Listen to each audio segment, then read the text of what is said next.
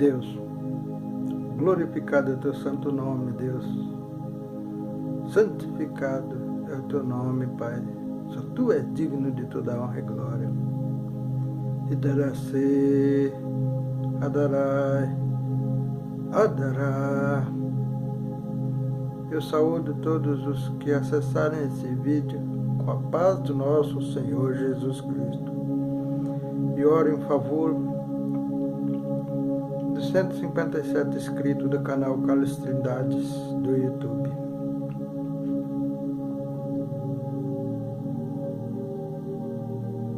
E também de todos os irmãos do Facebook, do Instagram, do Twitter, pelo Brasil, em favor do Brasil e do mundo, de todos os irmãos da pátria terrestre e da pátria espiritual, a pátria da verdade, de todo o universo, de todo o cosmos e de todo o infinito. Onde houver vida criada por Tu, Senhor, eu oro em favor delas, e que seja feita a Tua vontade, porque a Tua vontade é justa, ressurreta, e a minha vontade, por melhor que seja, Senhor, é imperfeita. Por isso, glorificado é o Teu santo nome, Pai. Livro de Jó, capítulo 31. Eis a Bíblia que eu estou lendo.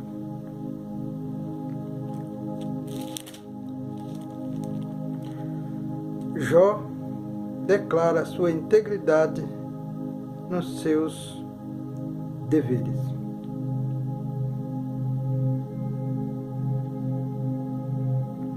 Fiz concerto com os meus olhos, como, pois, os fixaria numa virgem? Porque qual seria a parte de Deus vinda de cima, ou a herança do Todo-Poderoso desde as alturas? Porventura não é a perdição para o perverso, o desastre para os que obram iniquidade?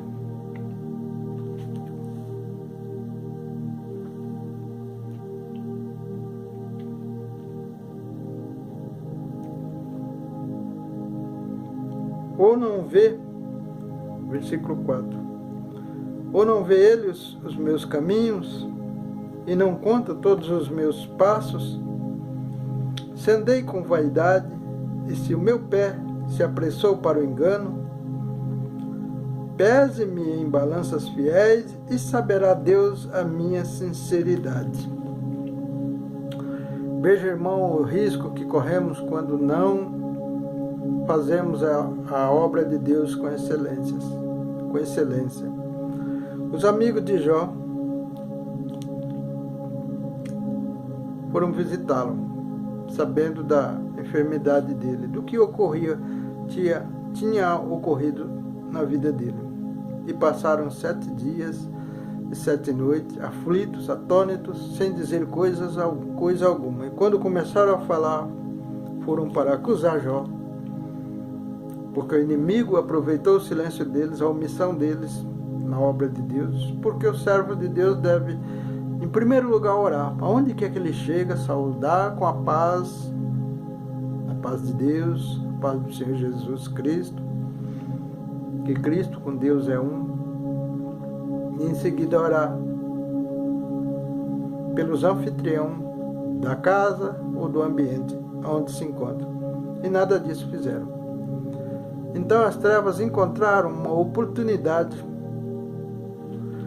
para tentar a Jó com maior força, para empreender um maior poderio de tentação contra Jó, usando os 3 amigos deles, a prova que ele estava passando, e mais os 3 amigos.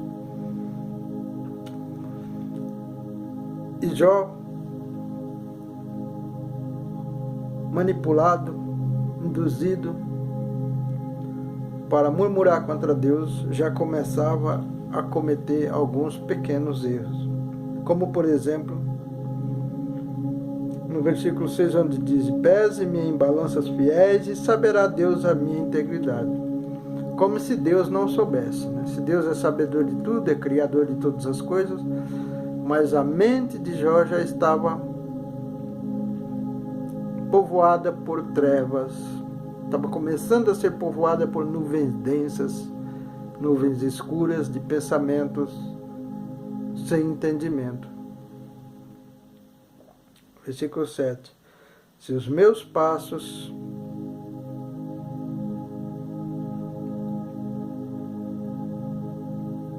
se não se desviarem do caminho, e se meu coração segue os meus olhos, e se minhas mãos se apegou a alguma coisa, então semeio eu e outro coma, seja a minha descendência arrancada até a raiz. Se o meu coração se deixou seduzir por uma mulher, ou se eu andei rondando a porta do meu próximo, então moa minha mulher para outro, e outro se encurve sobre ela. Porque isso seria uma infâmia e delito pertencente aos juízes. Veja que ele coloca até a esposa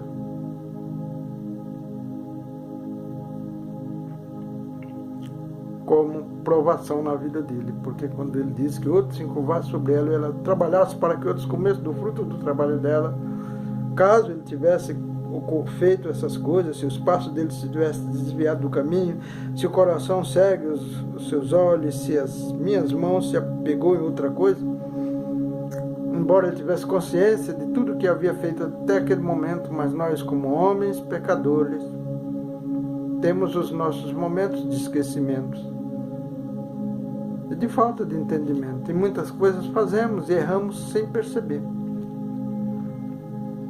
Porque mesmo Jó, andando na presença de Deus, era primitivo, era um dos primeiros homens habitantes na terra,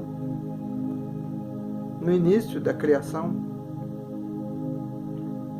Não no princípio da criação, mas em tempos antigos, não tão evoluído assim, mas já, de acordo com o seu entendimento, com o seu conhecimento, já colocava a esposa como barganha caso ele tivesse cometido pecado, se desviado do caminho, sendo injusto. Tudo isso firmado no que ele conhecia de verdade sobre Deus e da palavra de Deus. Aí entra a misericórdia de Deus. Deus ali não estava vendo o caminho, a vida de Jó, não sabia quais foram os momentos que ele pecou, sem saber. Mas a misericórdia de Deus entra aí, porque nada disso foi acontecer na vida dele. A mulher não morreu para outra, outros não se deitou com ela, mesmo ela sendo uma ignorante, porque ele diz, abandona esse Deus, e morre, blasfemando contra Deus. E ele diz, mulher, falas como louca. Mas isso está no início do livro de Jó. Embora eu não tenha lido aquelas páginas, mas estou trazendo essa referência para os irmãos. E a graça e a misericórdia de Deus livrou ele desse jugo, porque soube que ele estava pecando, porque ele estava sendo induzido pelos irmãos e estimulado pelas trevas. Versículo 11. Porque isso seria uma infâmia e delito pertencente aos juízes. Quer dizer, se ele tivesse feito tudo isso, era um delito para que o juiz o julgasse. A saber, o Todo-Poderoso Deus, né? O maior juiz existente. Porque o fogo que consome até a perdição e desarraigaria toda a minha renda. Se desprezei o direito do meu servo ou da minha serva, quando eles contendiam comigo, veja que ele sendo rico e andando na presença de Deus, sendo justo, nunca escapou da aprovação, porque aqui ele faz uma referência que houve um momento que seus servos e servas o enfrentaram, o questionaram, contenderam com ele. Mesmo assim ele diz: se desprezei o direito do meu servo. Ele respeitou, quer dizer, trazendo à memória que respeitou todos os direitos do servo e da serva quando eles contenderam com ele, quando eles achavam que ele era injusto, quando eles encontraram alguma motivação para o questionar. Então, o que faria eu quando Deus se levantasse? E inquirindo a causa que lhe responderia, versículo 15 do capítulo 31 do livro de Jó: aquele que me formou desde o ventre, não fez também a ele? E não nos formou do mesmo modo na madre? Se retive o que os pobres desejavam, ou fiz desfalecer os olhos da viúva? Veja, irmãos, um homem justo, trazendo à memória a justiça, nunca desprezou os pobres, os órfãos, as viúvas. Será que nós hoje, como servos de Deus, estamos praticando essas coisas da qual Jó estava se referindo naquele momento de aflição, de angústia? Ou será que temos a palavra por caridade e isso basta? Não seria isto a nossa fé morta, sem essa obra da qual Jó se refere? E por isso precisamos fazer tantas campanhas, porque a nossa palavra já não surte efeito. Se somos feitos em imagem e semelhança de Deus, a palavra que proferimos precisa obrar a cura. Se não está obrando, é porque em algum momento nós deixamos de fazer o que realmente Deus espera de nós. Não seria um momento de pararmos para refletir por que oramos e nada acontece? E vivemos nos apegando por uma cura de uma dor de cabeça, por emprego que porventura Deus já preparou o caminho, aí o cidadão vai na minha congregação e eu oro e ele amanhã tem um emprego, mas aquele emprego já estava preparado por Deus, aí eu me apego àquilo como bênção, provindo da oração que eu fiz. Na verdade foi uma coincidência de ele ter estado na igreja naquele momento.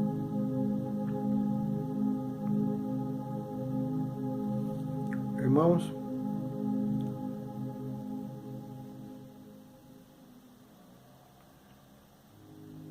versículo 17: ou só comi o meu bocado e o órfão não comeu dele? Veja que ele se preocupava com os órfãos que estavam ao redor dele, em volta dele. Estamos, irmãos, socorrendo os órfãos de hoje? Ou deixamos para os governos, que na maioria são corruptos, para as entidades que muitas vezes usam a filantropia para granjear recursos estaduais para si mesmo, para seus próprios projetos, se esquecendo do propósito que se colocaram quando criou as suas entidades filantrópicas? E nós, como crentes e como obreiros de Deus, como evangélicos, conhecedores da palavra, também não somos responsáveis pela caridade, não só a caridade da palavra de Deus, do evangelho, mas também a caridade material, o acolhimento, o carinho, a palavra de conforto, de consolação, vinda da palavra de Deus e da nossa experiência com a palavra de Deus, a nossa atitude como servo de Deus, com carinho, com abundância em servidão, com abundância em respeito, com abundância em caridade, de todas as maneiras e formas. Estamos, meus queridos irmãos, correto, cumprindo a nossa parte como representantes de Deus aqui na terra, como testemunho de Jesus Cristo aqui na terra.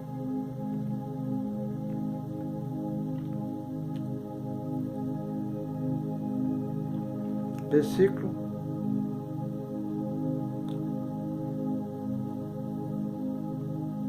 18. Vou voltar um pouquinho. Versículo 17. No versículo 18 mesmo. Porque desde a minha mocidade cresceu comigo como com seu pai, e o guiei desde o ventre da minha mãe. Versículo 19. Se há alguém vir perecer por falta de vestido e ao necessitado por não ter coberta, se os seus lombos me não abençoaram, se ele não se aquentava com as peles dos meus cordeiros, se eu levantei a minha mão contra o órfão, porque na porta via a minha ajuda, ou seja, ele repartia a roupa, as peles dos cordeiros, que era da época, era costume da época, de pele de cordeiro fazer túnicas, vestidos, roupas. E aqui ele está mostrando que ele também se preocupava quando fabricava essas coisas para os órfãos, para os necessitados. E quando ele diz, se levantei a minha mão contra o órfão, porque na porta vinha a minha ajuda, ou seja, irmão, ele sabe, os órfãos, sabendo que ele era rico, abastado, iam na porta dele na esperança de ser socorrido, e ao invés disso, ele alega, eu levantei a minha mão, me voltei contra ele, o expulsei da minha casa. É disso que ele se refere.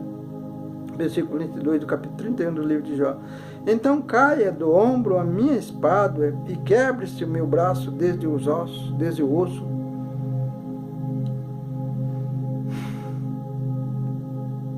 Porque o castigo de Deus era para mim um assombro, e eu não podia suportar a sua grandeza. Se no ouro pus a minha esperança, eu disse ao ouro fino, tu és a minha confiança. Ele aqui está dizendo que se ele fez tudo isso, e se ele colocou a confiança e a esperança no ouro, no dinheiro, nas posses que tinha, veja, irmãos, dando exemplo de como precisamos agir hoje. Ou seja, nos desapegar do ouro, das finanças. Ah, mas sem o dinheiro ninguém vive. É verdade. Não vive porque nós não queremos viver. Porque Jesus disse para Satanás, não só de pão viverá o homem, mas de toda a palavra que provém da boca de Deus. Então o dinheiro é um recurso criado pelos homens e hoje nós fazemos dele o nosso Deus, inclusive nos templos.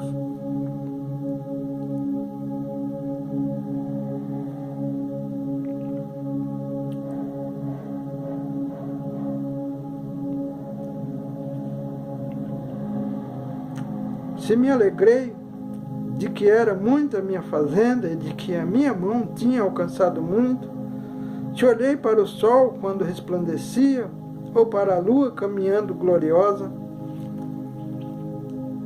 Eu não sei o que ele quer se dizer isso aqui, porque ainda não consegui entender. Mas segundo o meu entendimento, se ele olhou para o sol quando respirei, não está proibido a gente olhar para o sol. Mas olhou com ambição. Eu quero brilhar como o sol. Seria isso, segundo meu pequeno entendimento, minha falta de entendimento. Olhou com desejo de ser maior que o sol, ou maior que a lua. Ele desejou caminhar glorioso como a lua sobre os céus e todos se curvarem a ele. Seria por aí. Versículo 27 do capítulo 31 do livro de Jó. E o meu coração se deixou enganar em oculto, e a minha boca beijou a minha mão.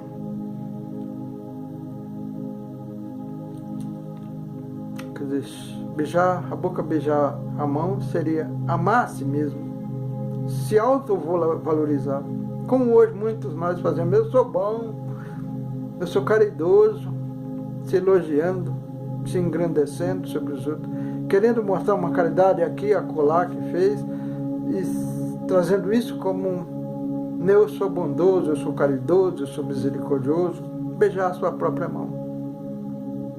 Veja que Jó aqui nos mostra que é pecado, é errado nos vangloriar, nos exaltar a nós mesmos, nos elogiar a nós mesmos, nos bajular, querer mostrar as nossas qualidades com palavras, quando as nossas qualidades precisam ser mostradas com atos, com atitudes, com a obra da nossa mão. com a obra da nossa atitude de suportar, de compreender, de respeitar a diferença do nosso próximo. A diferença na fé, na religião, nos conceitos, sem preconceito, sem distinção de almas, sem diferenciação.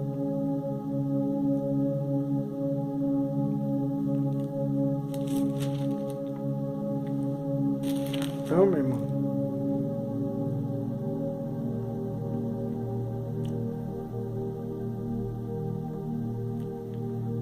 também isto seria delito pertencente ao juiz, pois assim negaria a Deus que está em cima.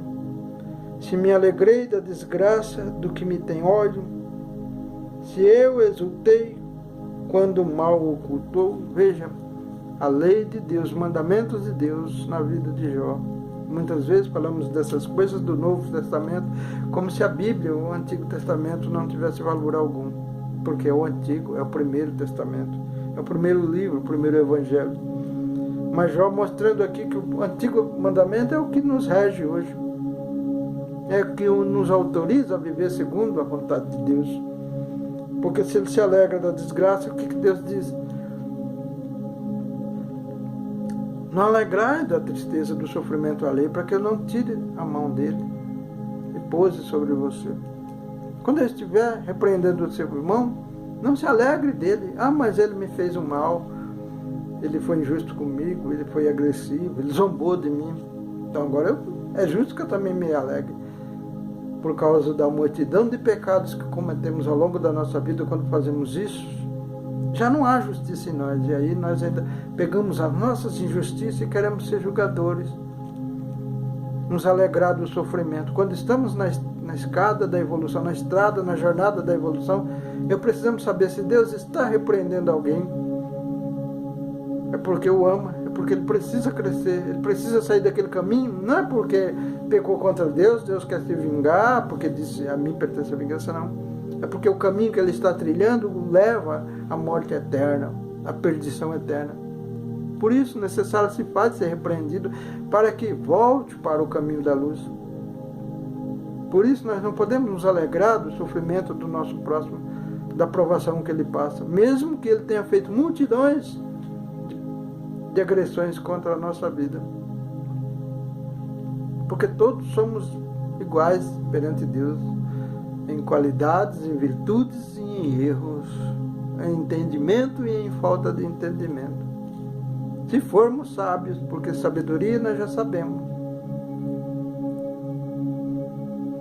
é temer a Deus.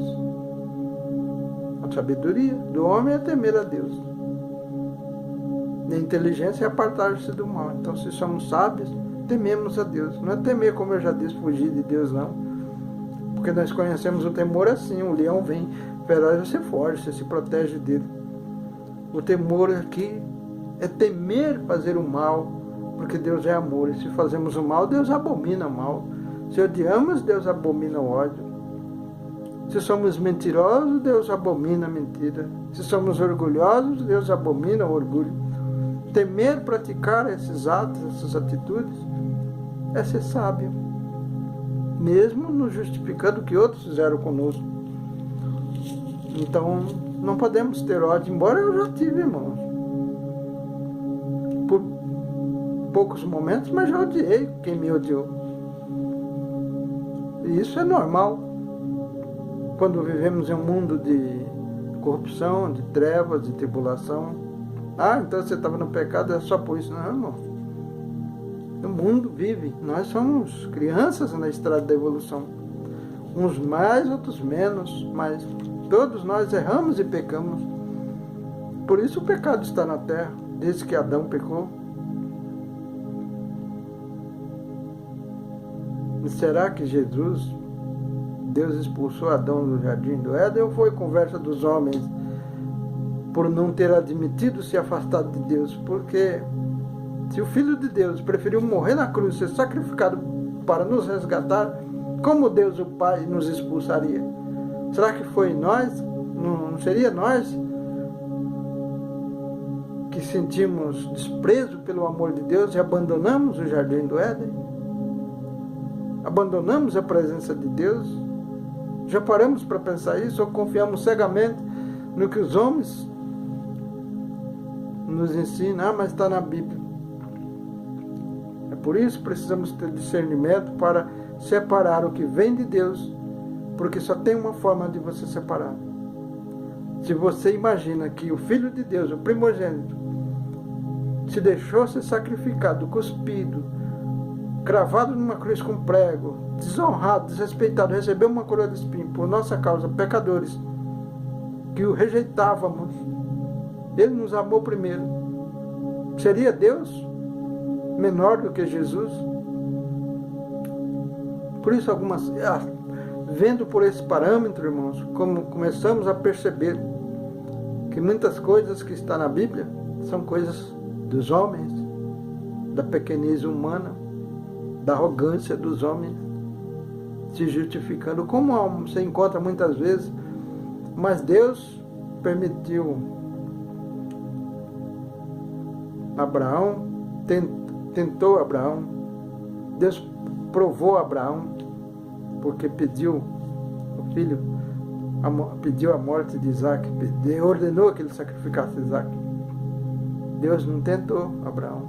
Deus a ninguém pode ser tentado, de ninguém pode ser tentado, por isso a ninguém ele tenta. Deus não precisa desses recursos. Quando Abraão, que na época era Abraão, se deixou se levar por Sarai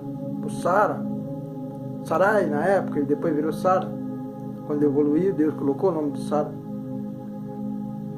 e desacreditou da promessa de Deus, e se deitou com Agar para ter filho, se deixou ser envolvido pela esposa, e não creu na promessa de Deus ali, ele abriu uma brecha para as trevas. Quando ele chegou no Egito, entregou a esposa na mão do rei de Faraó do Egito, e Deus não permitiu, porque havia um costume que 3 dias e 3 noites a mulher precisava estar preparada para ser deitada com ele, tomar banho no leite, em rosas, só então iria para o aposento do rei. E durante essas 3 noites Deus visitou o rei, o Faraó, e o Faraó reconheceu Deus um homem ímpio, segundo o nosso entendimento. Seria ímpio, porque senão ele não teria reconhecido a Deus. Antes teria imaginado ser um pesadelo ou coisa, mas Deus não é capaz de falar até com as mulas, quanto mais... tudo isso é. Mas ao homem ele deixou o livre-arbítrio, também deixou o livre-arbítrio para Faraó escolher se ouviria Deus ou não, mesmo diante das ameaças, porque foi isso que aconteceu com Ramsés. Não foi? Ele não se voltou contra Moisés, mesmo diante de 10 pragas, ainda mesmo assim, preferiu perder o primogênito. Só então entender que havia um Deus Todo-Poderoso. Mesmo assim, depois que dispersaram o povo do Egito, lá no Mar Vermelho, ainda tentou, não sei se é o Mar Vermelho, me foge a memória agora, mas me corrija os meus irmãos, faça um comentário no vídeo se foi o Mar Vermelho mesmo. Ainda mandou ir lá e dizimar o povo de Israel, e Deus abriu o mar e fez o povo passar, e depois desceu as águas fechou o mar e consumiu todos aqueles soldados. Ramsés viu tudo aquilo, só então reconhecer que o Deus protegia ele. Eu nunca vi um Deus desse. Esse faraó, que era muito antes de Ramsés, também não poderia ter desprezado os conselhos de Deus? Poderia, é um feiticeiro, me visitou à noite aí. Não, era um homem que temia Deus, e por isso reconheceu a presença de Deus, os conselhos de Deus, e o despediu, e ainda deu despojos, ouro, cabras, ovelhas para ele, gado, ainda deu uma concubina, também uma serva, sem se deitar com a esposa de Moisés, de Abraão. Por isso necessário foi que ele passasse por aquela prova, porque as trevas já sabiam como dizimar o povo de Deus. Ele precisava quebrar aquele ciclo de covardia, de medo. E Deus não exigiu muito dele. Eu te dei a vida, eu te dei um filho, depois de 100 anos. que você não esperava mais, porque me julgou pela sua idade, não considerou meu poder, a minha grandeza. Agora as trevas sabem disso e vai usar isso contra o meu povo. E você precisa vencer isso para que isso não aconteça mais. Mesmo assim, se vocês for ver, Isaac também lá na frente entrega a esposa para outro faraó. E o rei olha para ver eles brincando, se beijando, mas você não era esposo dela. Quer dizer, mesmo passando por tudo aquilo, as trevas ainda tentou assombrar o filho e repetiu a mesma cena lá na frente, na vida de Isaac. Quando nós observamos os feitos de Deus na vida dos homens, percebemos que a Bíblia que Deus mandou escrever, ela não se omite e não tem contradição. E as contradições que encontramos são mão dos homens, são preconceitos. Homens fazendo as coisas segundo as suas conveniências, segundo os seus preconceitos, segundo o seu entendimento pequeno. Por isso se faz necessário analisar, será que Adão foi expulso do jardim do Éden ou ele se enojou, estava tão acostumado com o amor de Deus que desprezou, eu quero viver a minha vida. E se afastou de Deus, não é esse amor, está muito calmo aqui, eu quero algo mais agitado. Já parou para pensar isso, irmão? Não, eu estou querendo saber, os homens dizem que não devemos saber o que a mais do que é necessário. O que é necessário para mim e você saber? Se somos filhos e criaturas de Deus, feitos por Deus, não é necessário que procuramos entender Deus à margem do infinito, da grandeza de Deus, mesmo sendo pequeno. Então, irmãos, hoje, nos tempos finais, precisamos crescer em espírito e verdade e entender Deus como espírito. Por isso os preconceitos todos caem por terra. Por isso muitos de nós, quando olhamos um espírita, falamos assim, mas é macumbeiro, faz magia. Criamos um casulo, um preconceito generalizado e não sabemos separar a luz das trevas. O espírita, ele estuda o espírito. E não estaria correto? Deus não é espírito? Não é necessário que conheçamos o nosso espírito, o espírito que habita em nós, e assim vamos entender a nossa alma, que um dia vai precisar da coroa da vida eterna, se perseverarmos até o fim. Está vendo, meus irmãos, quão necessário é evoluirmos e parar de só aceitar o que os outros nos dão? Não significa desprezar que os pregadores pregam, não. Mas ele só prega aquilo que ele sabe. Individualmente, eu e você precisamos ter uma intimidade, uma comunhão com Deus, se queremos realmente entender Ele, receber as curas dele, orar e as coisas acontecer, repreender o vento e ele parar, como cidade de Jacarezinho, desde que eu orei e repreendi, há muitos anos, nunca mais houve morte aqui por tempestade todo começo de ano. Sabe por que aconteceu, irmão? Porque eu crio em Deus. E eu repreendi na minha casa, no meu telhado. Mas Deus mostrou, eu vou fazer muito melhor. Protegeu a cidade. Hoje somos felizes. Estou também muito feliz porque eu falei que tinha passado pelas 7 provas do Apocalipse, e como quando a gente se inscreve no YouTube, se cadastra, cria um canal, eles falam que escolhem alguns vídeos e eles retêm para eles. Mas eu percebi que exatamente esse foi um, acho que teve um outro, esse foi um do que eles recolheram com 9 minutos. Espero que seja por boa intenção, por isso estou muito feliz. Foi valoroso para eles. Espero que não sejam das trevas para que amanhã tente usar contra mim, porque eu vou explicar agora. Até nos anos 80, o Apocalipse era visto como uma guerra mundial, o fim do mundo. Haveria uma guerra e todos seriam bombardeados com bomba atômica, porque já conhecíamos a bomba de Hiroshima e Nagasaki que os Estados Unidos lançou lá, né? Então, a terceira guerra mundial seria a dizimação da humanidade.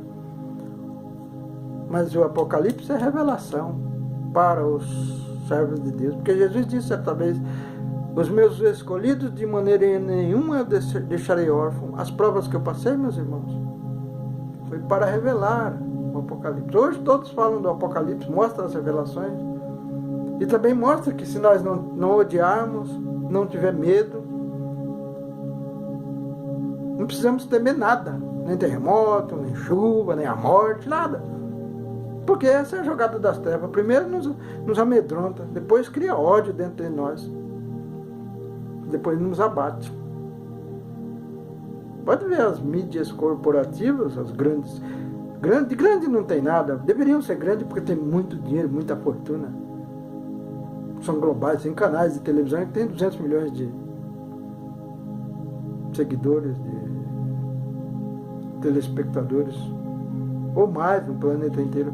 Mas usa todos os recursos para manipular os pequeninos, os trabalhadores que geram as riquezas, os recursos que eles se fazem eles grandes. Então elas não são grandes, são pequenas. Pequena no seu forma, no modo de entender, pequena na maneira de desprezar o seu semelhante. Já está se levantando novamente as grandes mídias criticando o presidente Lula, porque trouxe o Bolsa Família, porque reativou Minha Casa Minha Vida, está tentando trazer os mais médicos para os brasileiros, porque nós brasileiros estamos acostumados a, quando nos formamos médicos, ficamos nos grandes centros, onde tem shopping center, onde tem aeroporto, onde tem recursos financeiros em abundância, onde estamos confortáveis, mas lá nas periferias, nas florestas, não queremos ir lá. Nos governos passados eu até entendo, porque o salário de médico público era aquela miséria, não compensava dar a vida por uma miséria que muitas vezes a vida que estava lá você não ia salvar, porque você fica sem recursos, sem dinheiro, sem remédio, sem equipamento para dar um tratamento digno àquelas pessoas. Então seria um calvário, seria uma prova, mas e nada de medicina.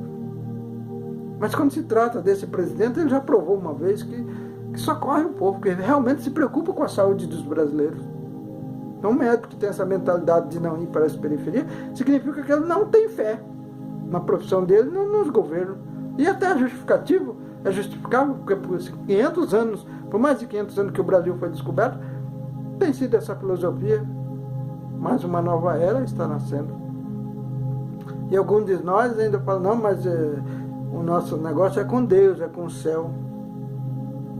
Por isso despreza aquele que faz o bem para nós e contrata os da elite que nada quer com nós a não ser nos escravizar. É só o desejo deles para se manter sobre as nossas cabeças como autoridade. Enquanto estamos na terra, precisamos também praticar boa obra e colocar governos que olhem para a nossa vida com respeito, porque somos filhos de Deus, somos todos iguais na presença de Deus. Não justifica porque vamos para o céu, para perto de Deus. Não justifica colocar o inimigo para governar a nossa vida. Somos masoquistas? Ou fazemos acordo entre eles para viver na bonança, ali recebendo algumas coisas em troca e sacrificando nossos irmãos. Na escravidão é assim. Os escravos, os senhores, donos de engenho, donos de fazenda, ficavam olhando aqueles covardes que não queriam sofrer, não queriam passar no chicote. Ele estava disposto a sacrificar os irmãos, a ser chefe dos irmãos, a bater nos irmãos, a entregar aos irmãos as causas deles. E ponhava por cabeça, por chefe deles. Essa cultura precisamos abandonar, porque nós como os crentes e como evangelistas e como líderes evangélicos, tutores de Jesus, representantes da palavra de Deus, da obra de Deus na terra, não podemos ser omissos. E quando fazemos isso, estamos nos omitindo. E quando tem alguém que se preocupa conosco, aí nós nos calamos. Por isso, meus irmãos, eu estou tão preocupado. Porque se não olharmos para a vida de Jó, não vamos ver os nossos erros. Jó foi um homem justo. Foi encontrado justo para Deus. Mas nem por isso deixou de passar por provação, até por aqueles que o amavam. Se refletirmos com carinho, com amor, vamos perceber que na escada da evolução nós somos ainda minúsculos, menos que um grão de areia. Não merecemos ser um grão de areia, porque nos apegamos aos ensinamentos e somos covardes, preguiçosos espiritualmente. E aí vemos quão grandes são os nossos erros.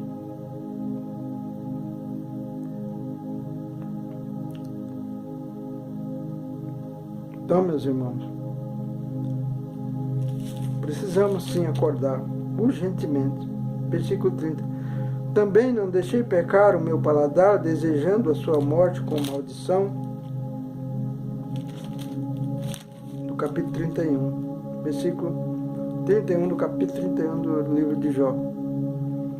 Se a gente da minha tenda não diz, quem se não terá saciado, coma a sua carne.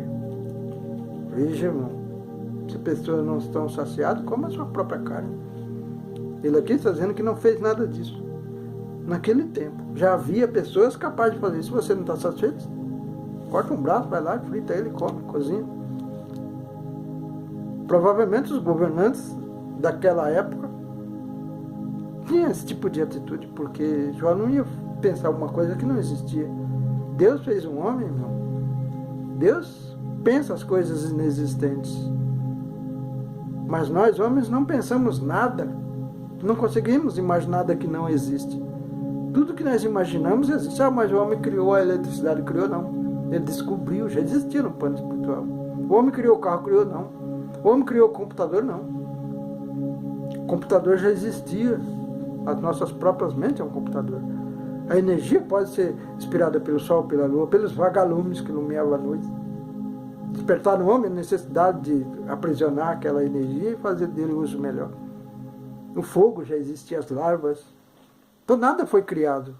Nem no princípio do mundo, e nem agora, nem até o fim do mundo. Nós não, dessa geração, porque o mundo não se acaba. Um dia a Terra vai esgotar os seus recursos, ela pode até morrer como Terra. Mas já haverá bilhões de anos nisso. Estamos esperando uma terceira guerra mundial. Olha para você ver como a nossa arrogância, a nossa prepotência, o mal como está dentro de nós. Nós só acreditamos que o fim do mundo chega quando vê multidões morrendo. Por bomba atômica, por mísseis. Desejamos isso, porque só acreditamos nisso. Não cremos em Deus, na palavra que pregamos, na palavra da salvação. Quando a terceira guerra mundial, meus irmãos, aliás, é planetária, interplanetária, galáctica, universal. É guerra espiritual. É uma briga entre nós e o nosso ser. Se vamos evoluir, se vamos crescer um pouco mais em entendimento, em conhecimento, em sabedoria, ou vamos continuar desse jeito, jogando a culpa nos outros, pregando para os outros que achamos que é certo da palavra e não preguiçosamente, sem evoluirmos, sem olhar para a palavra com verdadeiro interesse, com verdadeiro respeito que ela merece. Porque eu só fiz uma reflexão básica. Eu tenho a 5ª série completa do ginasial. Fui oprimido pela ditadura. Nasci 4 meses depois do meu nascimento, foi implementada a ditadura no meu país, que não era tão bom antes, não. Foi pior. Depois a ditadura acabou Ao longo de toda a minha juventude, eu fui assolado pela ditadura, me negado estudos, me negado recursos financeiros, meu direito de ser criança. Eu não tive nada disso. O pouco que tem foi tirado na raça, no peito, e com Jesus me guiando. Pouco que sei. E meus pais que me amou muito e lutou muito para que eu aprendesse pelo menos ler um pouquinho. Porque até as primeiras palavras, o abecedário, as 23 palavras que existiam agora, não sei quantas são, acho que é 25, né? É isso. Foi ensinado em casa, porque meu pai também não teve estudo, teve escolaridade. Ele pegou uma cartilha, Caminho Suave, desde os primeiros tempos, da década de 30, 40, 50, das elites, né? Senhores feudais, dono de fazenda, dono de engenho, os reis, ensinava para os filhos. Meu pai conseguiu uma cartilha daquela, ele aprendeu sozinho, somando, palavra com palavra, ouvindo as pessoas, e depois passou para os seus filhos. E um dia conseguiu fazer um baixo-assinato numa fazenda e conseguiu um aluno, alguém com 4ª série incompleta, começar a ensinar para nós. Mas quando ele atingiu a 5ª série do ginásio, foi para São Paulo, só de Mato Grosso para São Paulo, não voltou mais. Foi correr atrás do seu sonho e abandonou o propósito que era ensinar aqueles que queriam aprender. Até nisso eu fui desfavorecido, mas não desisti. E hoje eu posso refletir com a Bíblia. Sou ignorante, sim, espiritual, sou ignorante culturalmente falando, mas sou capaz de analisar Deus pela sua sabedoria, pela sua grandeza. E não acredito que Adão foi expulso do jardim do Éden. E tenho informações espirituais vindas dos anjos de Deus, que realmente Deus não abandonou, não expulsou. Isso é a colocação do homem na Bíblia para poder satisfazer o seu ego. A revolta do homem contra Deus, porque já sofria, né? Estava fora do conforto. Já tenho base para dizer isso. Mas eu quero que vocês descubram olhando a Bíblia. A palavra de Deus ela é repleta de entendimento, conhecimento e sabedoria. Por isso precisamos buscar. Vamos na igreja, ouvir os pastores, os pregadores, eles nos ensinam. Mas aquilo é só uma base. Aliás, ensina um pouco demais. Está ensinando a gente a dar glória a Deus. Dar glória e não evoluir, não respeitar a palavra de Deus, não buscar, não correr atrás, não mergulhar, não comer o livrinho doce que João Evangelista comeu na ilha de Pátima. Nós estamos fazendo isso. Por isso não entendemos a palavra, só entendemos que os outros nos ensinam. Versículo 32 do capítulo 31 de Jó. E o estrangeiro não passava a noite na rua, e as minhas portas abria ao viandante. Se como Adão encobria as minhas transgressões, ocultando o meu delito no meu seio, Adão não acusou a mulher que tu me desse da árvore do conhecimento do bem e do mal. Não assumiu o seu erro, né? Sua desobediência na presença de Deus. Foi isso que ele falou. Versículo 34. Tema eu perante uma grande multidão, e o desprezo das famílias me apavore, e eu me cale, não saia da minha porta. Ah, quem me dera que me ouvisse. Eis que o meu intento é que o Todo-Poderoso me responda, e que o meu adversário escreva um livro. Se por certo que o levaria sobre o meu ombro, sobre mim e ataria como coroa. O número dos meus passos se lhe mostraria, como um príncipe me chegaria a ele. Se a minha terra clamar contra mim, se os meus regos juntamente chorarem, se comi a sua novidade sem dinheiro, e sufoquei a alma dos seus donos, por trigo me produza cardos, e por cevada joio, acabaram-se as palavras de Jó. Aí vem Eliú, repreende Jó e os seus 3 amigos. Porque Jó mais os 2 amigos, né? Safar, Eliú e Jó já são 3, são 4 mais. Ele, se excluindo, tem mais 3, né? Incluindo Jó. Veja, irmãos, que Jó está falando aqui, ele cometeu um erro aqui, dizer que Deus saberia se pesasse os erros dele numa balança, a vida dele numa balança. Mas o resto aqui ele só falou prudência, só falou sabedoria, ensinamento. Sabedoria e ensinamento. E ele nem prestou atenção no que ele estava falando, já repreendeu ele, né? Alguém que foi ajudar, o outro está leproso, está sofrendo, mas as trevas já tinham dominado a mente dele, de tal forma que ele nem prestou atenção às palavras de sabedoria de Jó. Antes, prestou atenção na murmuração, porque houve murmuração, houve reclamação, né? Nisso ele colocou o coração. Não é isso que estamos fazendo, irmãos, nesses tempos. Buscamos a palavra, damos glória a Deus, mas colocamos o coração nos erros alheios, nas falhas, e fica bonito pregar quando a gente acusa. Você não ora, você não faz, você não busca, você não se esforça, você não se prepara, e o inimigo só vai colocando mais dentro do ego da gente, para a gente repreender a igreja. Mas a palavra de entendimento, para abrir as mentes, para buscar com mais afinco, com mais respeito a palavra de Deus, saber que na palavra de Deus, no livro sagrado, está tudo que nós precisamos para essa vida, para essa jornada nesse torrão. Nada disso tem. Por quê? As pregações ficam bonitas quando nós repreendemos, exortamos e damos glória a Deus no final. Muitas vezes estamos blasfemando contra Deus e dando glória. O irmãozinho, porque é impedido de pregar a palavra genuína como ele a conhece, é excluído dos grupos de WhatsApp, do grupo da igreja, porque não está mais dizimando. Para o pastor, ele só é importante dizimando e dando as ofertas e está todo dia na igreja. Mas não tem a capacidade de olhar os vídeos dele no YouTube e ver se tem algum entendimento. E até aproveitar para ensinar para a igreja, já que ele não faz isso. Mas não. Isso prova, irmãos, o desejo de dominação, os dominadores que querem manter a igreja debaixo do crivo deles, debaixo dos pés. Se alguém deseja crescer um pouco mais, além daquilo que ele conhece, é expulso, é desprezado. Esses irmãos, eu não estou acusando, estou mostrando o perigo que vocês estão fazendo, meus irmãos, principalmente dirigentes. Vocês, quando agem assim, acham que Jesus os aceitará naquele dia? Apartai de mim, vós que praticais a iniquidade. Mas na primeira palavra que Deus diz lá atrás, diz: apartai de mim, malditos, porque não vos conheço. Ah, mas eu orei, eu curei, eu não sei o quê, eu fiz milagre, fiz maravilha, fiz não sei, voltar a funcionar, dedo que não existia nasceu, as maravilhas, né? Não, quem fez foi a palavra de Deus. Se Deus permitiu você, foi dando oportunidade para você entender quem é Deus. Mas aparta de mim, porque você só acusou teu irmão.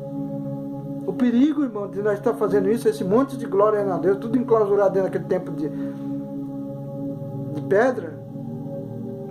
Aí nós desprezamos aqueles que não são afim, não estão alinhados com os nossos pensamentos.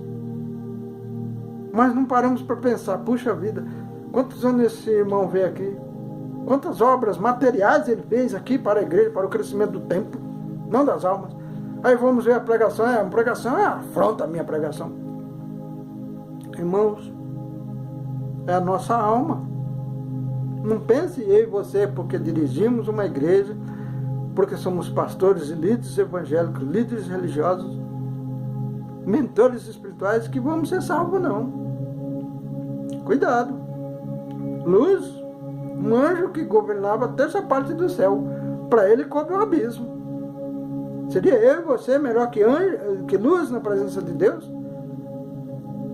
Estamos usando a Bíblia para impedir as almas de crescer, porque se dá um passo além das vírgulas que colocamos para aquele irmão, ele já é desprezado, deixado no cantinho, vai matando ele espiritualmente, porque quando você pega um obreiro de Deus, um pregador, e não permite que ele prega, fica convidando pessoas de fora, a igreja é rigorosa, é não sei o quê, mas para dentro a igreja, a pregação boa é o que vem de fora.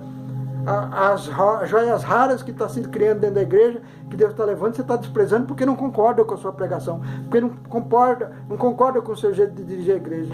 Você está matando a igreja espiritualmente. Porque, não, tem que esperar o tempo dele, depois de um mês, um ano, o Espírito Santo inspirou ele. Aí você dá lá uma oportunidade de 5 minutos, fim do culto.